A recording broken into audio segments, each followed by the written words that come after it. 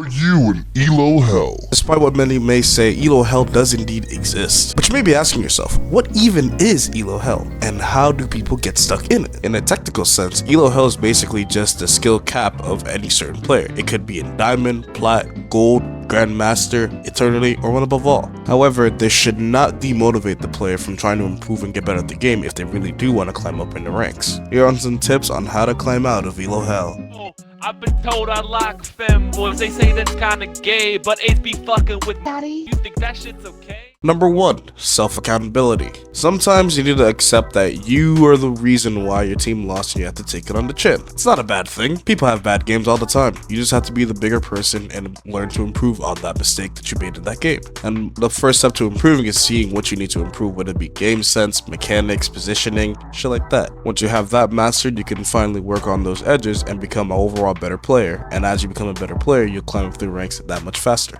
Number 2. Filling. Now, for those of you who don't know what filling is, I'm talking to you, DPS One Tricks. it's basically the act of going when the team needs. Let's say you need another support or another tank, that person will go and fill in that role. And make sure that if you are going to fill, that you are comfortable with what you're picking.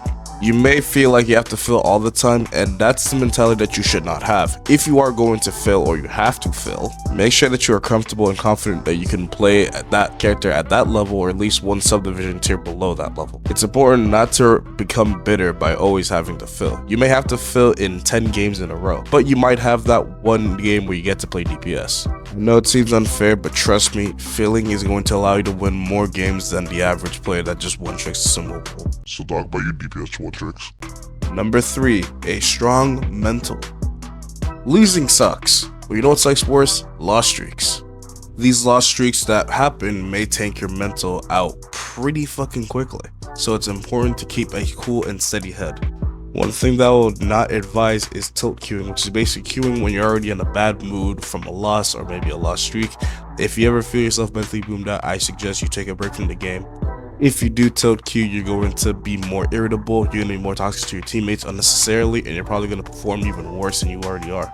I would suggest taking a break however long that may take until you come back into a better, healthy mental state. Number 4. Stacking.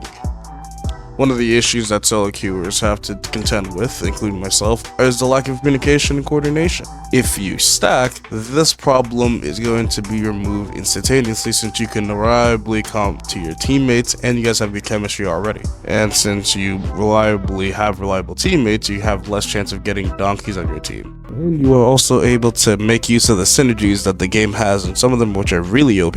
Some of the team comps that you might get in Elo Hell aren't really optimal, but the team ups can be a remedy to help you out with that. One that comes to mind is the Gamma Trio, which is still pretty good even though that they nerfed it, so it's not as good as it was before, but it's still pretty good and I recommend you guys running it. If you guys are enjoying the content below, please hit the like button and subscribe, and it'll help you out as a small YouTuber. I appreciate it.